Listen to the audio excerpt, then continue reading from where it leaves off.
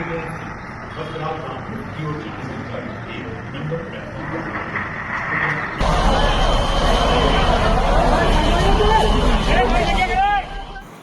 हैं अगर पूरा परिवार साथ हो तो जिंदगी की कोई मुश्किल बड़ी नहीं लगती, लेकिन जिंदगी हमेशा वैसी नहीं होती जैसा हम सोचते हैं। कभी कभी किस्मत इतनी बेरहम हो जाती है कि पूरा परिवार ही साथ चला जाता है हमेशा के लिए।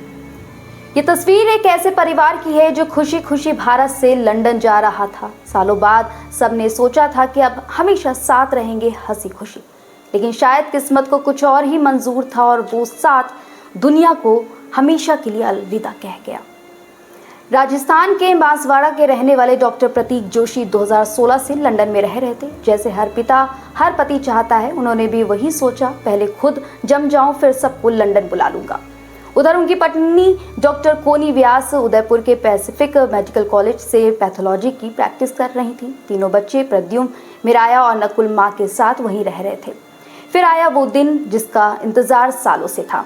कोनी ने अपनी नौकरी छोड़ दी, तीनों बच्चों को तैयार किया। प्रतीक खुद भारत आए, सबको लेकर लंदन वापस जा रहे थे, एक नई शुरुआत का सपना लेकर। लेकिन 12 जून की वो दोपहर अहमदाबाद एयरपोर्ट से टेक ऑफ करने के कुछ ही मिनटों बाद एयर इंडिया की वो फ्लाइट क्रैश हो गई और एक ही पल में सपनों से भरा वो पूरा परिवार हमेशा के लिए बिखर गया। अब उस घर में ना कोनी है, ना प्रतीक, ना ही वो 3 मासूम बच्चे, ना खिलखिलाती हंसी है, ना भागते कदमों की आहट। बस एक आखिरी सेल्फी है जो उस उड़ान में ली गई थी, एक आखिरी तस्वीर जो अब हमेशा साथ रहेगी, क्योंकि वो लोग अब इस दुनिया में नहीं हैं। कहते हैं समय हर जख्म भर देता है, लेकिन इस हादसे ने जो खालीपन छोड़ा है वो वक्त भी नहीं भर पाएगा। एक परिवार जो बस साथ रहना चाहता था, आज साथ ही दुनिया को अलविदा कह गया। 3 नन्ही जाने जिनकी जिंदगी तो शुरू भी नहीं हुई थी, आज सिर्फ तस्वीरों में मुस्कुराती है।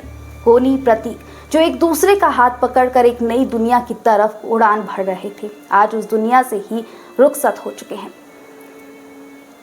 अब बस वो सेल्फी है जिसे कभी देखकर सब मुस्कुराया करते थे, अब वो ही देखकर सबकी आंखें भर आती हैं। अब सवाल ये है कि क्या इस हादसे के लिए कोई जिम्मेदार नहीं है? क्या सरकार सिर्फ शोक जताकर फिर खामोश बैठ जाएगी? क्या सिर्फ मोमबत्तियां जलाकर जिंदगी की कीमत चुका दी जाएगी? ये सिर्फ एक परिवार नहीं गया है, ये भरोसा गया है एक उड़ान पर, एक सिस्टम पर, एक सुरक्षा पर। हम श्रद्धांजलि तो दे सकते हैं, लेकिन अब जरूरत है जवाब की, इंसाफ की और सिस्टम की जवाबदेही की।